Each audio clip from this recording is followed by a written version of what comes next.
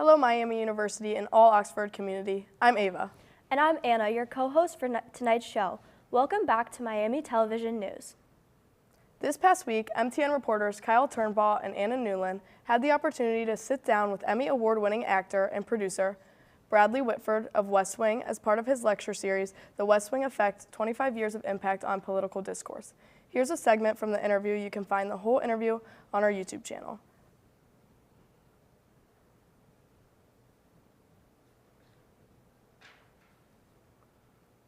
Hello, my name's Kyle Turnbaugh. And I'm Anna Newland from Miami Television News. Today it is my pleasure to be able to sit down with Emmy Award-winning actor and producer Bradley Whitford of West Wing, Get Out, and many more titles. Bradley Whitford is here at Miami as part of his lecture series, The West Wing Effect, 25 Years of Impact on Political Disclosure. Bradley, how are you today? I am good. I'm thrilled to be here in this really beautiful, very professional studio.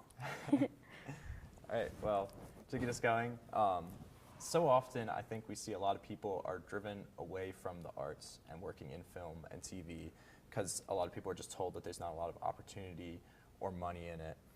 And early on in your life, who really inspired you or gave you the opportunities and resources to explore acting and working in film and TV?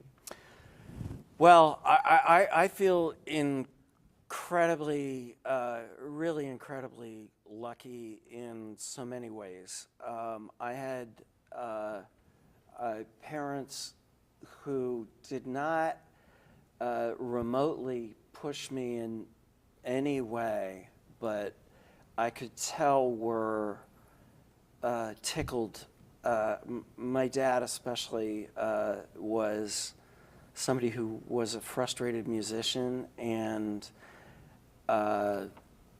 I could tell I have a vision of him standing, taking flash pictures at every play I was ever in.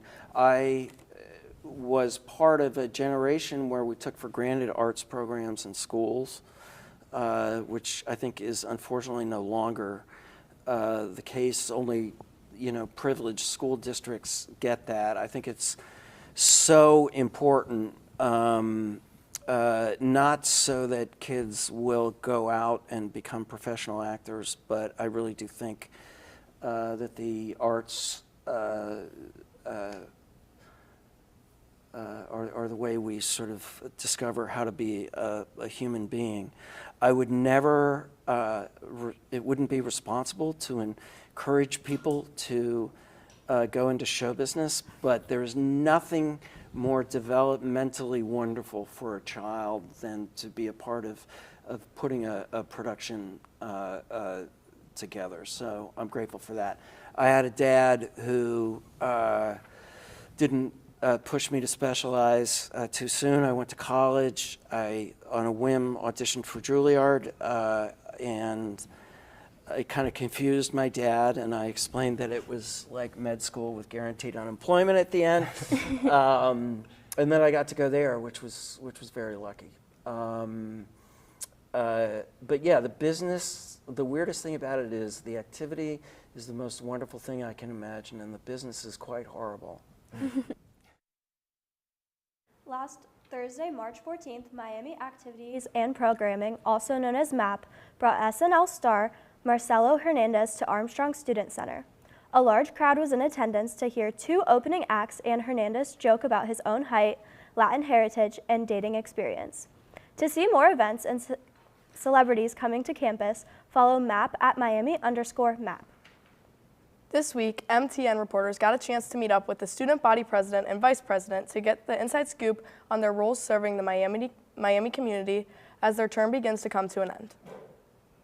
My name is Naya Smith. I am a senior here at Miami, double majoring in social work and public health. and I've had the honor of serving as our student body president. My name is Jules Jefferson. I am a senior. I'm double majoring in biochemistry and nutrition with co-majors in environmental science and pre-medical studies. And I have the privilege of serving as your student body vice president. One of my favorite parts about being student body vice president is getting to know the Miami community a little bit better. I definitely had a lot of experiences getting to know different people. As student body vice president, I've had so many unique experiences that open more doors into really understanding all the wonderful people who make Miami so special. I really appreciate how everyone is so welcoming in the Miami community. Everyone has an answer and is willing to help you get to your next step. And the support system that is integral. It's so unique and so welcoming, and that really embodies the code of love and honor for me. What it means to me to serve the future students of Miami is truly why I think I was even interested in this position to begin with. We're in rooms across campus that a lot of times we're the only student voice, with administrators who are making decisions that will affect Miamians now and Miamians in the future. So I think it's pivotal and such a big part of what it means to be in this role, to leave this place better than we found it, trying to sustain the initiatives that we've created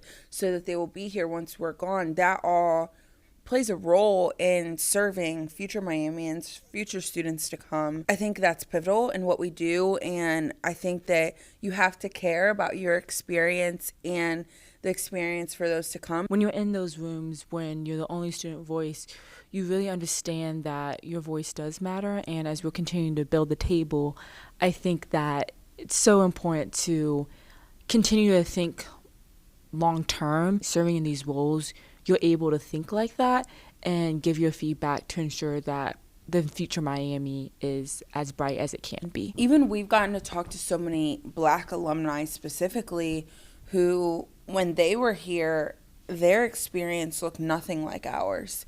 And they could have never imagined that two Black women would be in these roles. And so the work that they did allowed us to be where we are today. And there's still so much work to be done, and I think that there always will be. I hope and would want to see more history being made.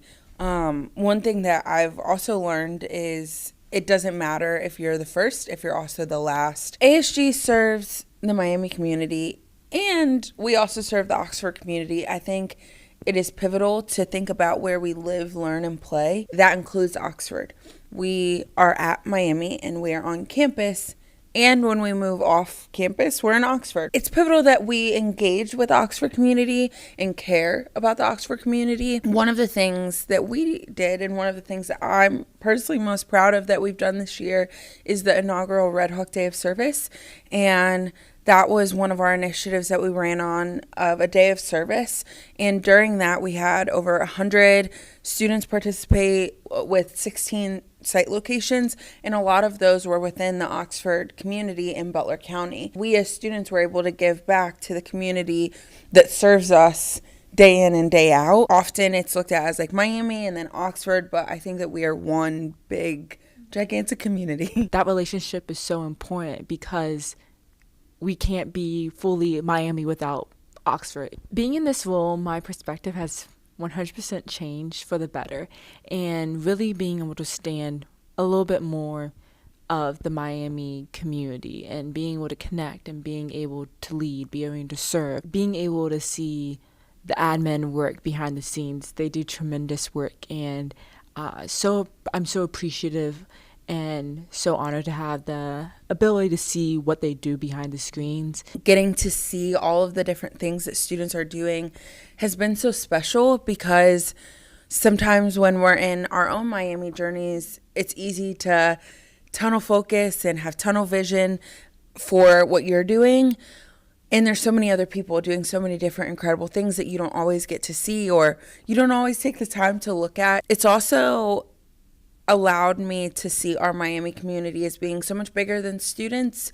We have faculty, we have staff, we have administrators, and being able to connect with them and see some of the work that they're doing behind closed doors that has such a great deal and effect on students has been eye-opening. Our roles have given me like a bird's eye view of Miami, whereas before I think I was just like in the weeds, just trying to get through it. One of our roles we represent the entire student body. So when we speak and when we show up to events and when we make statements, it's important that we represent all of us.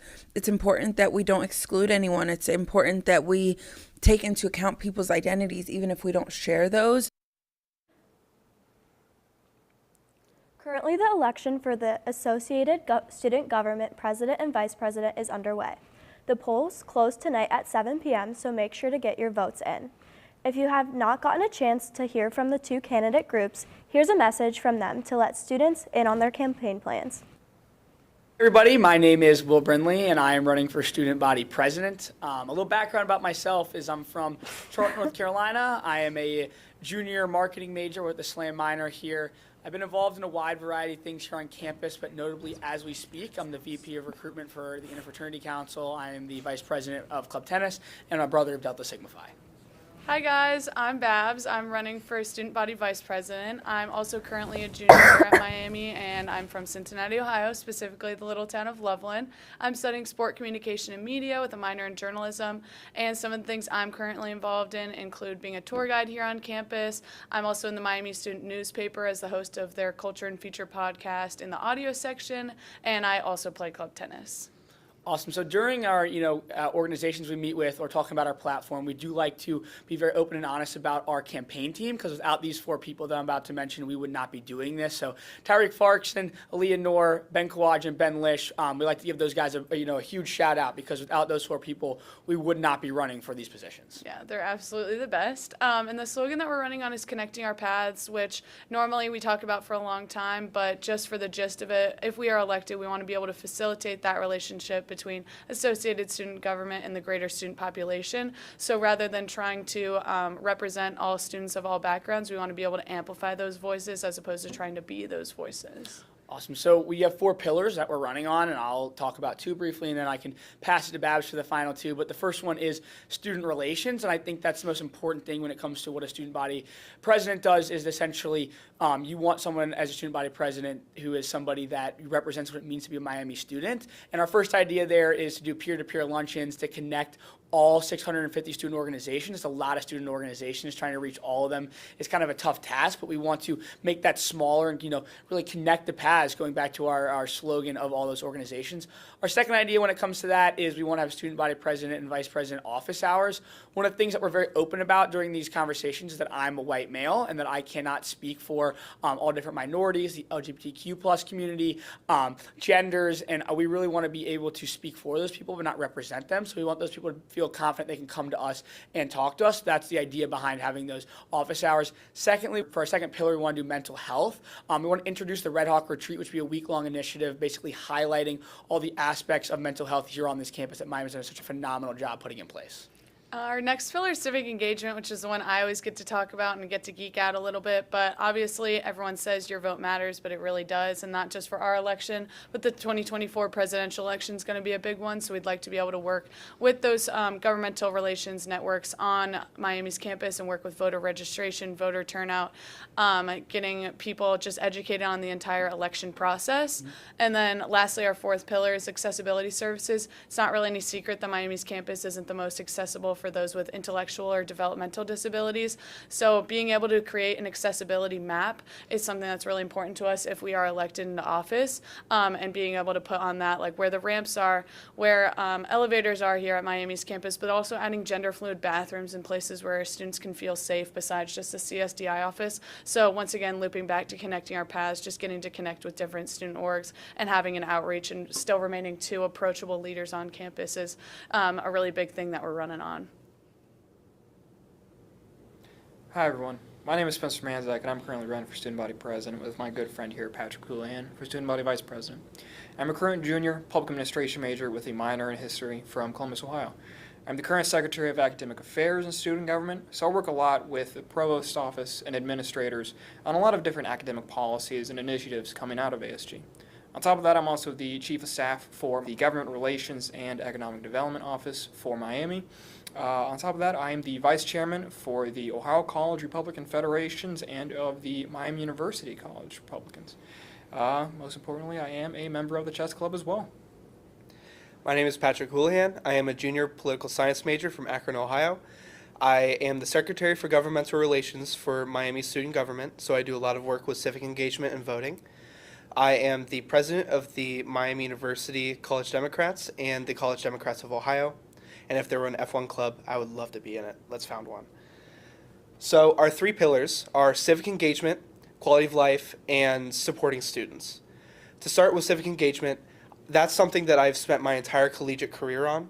I have been very passionate about making sure that people know when, where, and how to vote.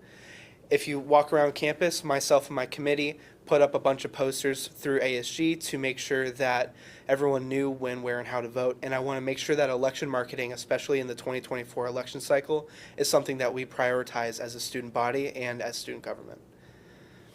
So on top of that, our second pillar, which is quality of life for students. This is a very broad pillar because it's encompassing a lot of different initiatives that, at the end of the day, affect the entire student body. Whether that's creating parking grace periods so that you're not being slapped with a $75 fine out of nowhere, or creating a syllabus repository for you to be able to go and see the syllabi for your classes before you register for them.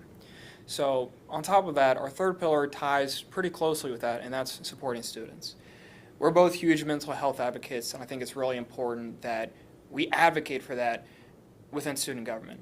And not only creating new resources, but also consolidating the current resources we have to make sure that everyone can find the resource that they need and not have to look through a bunch of different websites and a bunch of different links. And on top of that, it's important that us, this ticket, and student government as a whole amplifies the voices of the entire community, because there's a lot of conversations that are going on with administrators, and it's important that students have their voice heard and they're in these conversations because they pertain to us and we're the ones affected by it. So thank you so much for listening to our pillars and our platforms. I hope you have a wonderful evening. 3 new restaurants made their way to Oxford and each bring a variety of options to the table. 2 of these new establishments, Bello Pizza and Little India, are now open, and the Quesadilla Express is coming soon. All menus are available online. Check them out. BRCTA began their construction of a $25.8 million multi-module transportation center in January. The dirt digging continues on Chestnut Street as they work to finish the station by the end of 2025. This is also the site of a future Amtrak station that is set to be constructed in 2026 that is part of the New York to Chicago Cardinal Line. Now off to Stephen for sports. Good evening. I'm Stephen Pepper with the Red Hawks Sports Update. The basketball team season ended quickly on Thursday as Miami fell to 2-seeded Akron in the Mid-American Conference quarterfinal. To the Red Hawks' credit, the underdogs commanded the game early on. The team knocked down 4 straight three-pointers to take an 18-9 advantage. Senior center Anderson Marambo, who splashed 2 of those threes, showed versatile shot making in the first half. Marambo showcased the mid-range, the long ball, and the classic hook shot. He will lead the red and white in scoring with 17 points. Senior guard Arishi Hunter, who hit the game winner in December to beat Akron, aided the big man with 16 points of his own. But Akron kept chipping away at the deficit. The Zips took control of the match with 3 minutes left in the first half and made sure that the Hawks didn't think of taking it back, because after leaving the locker room up 37-35, the Zips went on a 9-2 run to open up the second half. Akron forward Enrique Freeman owned the second half, where he scored 16 of his 30 points. The senior dominated the glass with 12 rebounds, converted multiple and ones, and only missed 3 shots. The closest the Red Hawks would get back to the game was 7. Your final in Cleveland, 75-63. Hey, on a positive note, the Zips went on to win the conference championship, so can't get mad at that one. Ava?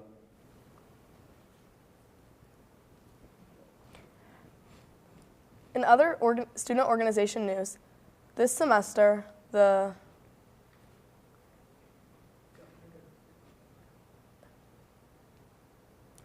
Green Beer Day is a day-long party put on by Oxford bar owners where green beer is dyed with artificial green coloring, bringing together St. Patrick's Day and spring break on Thursday, March 21st.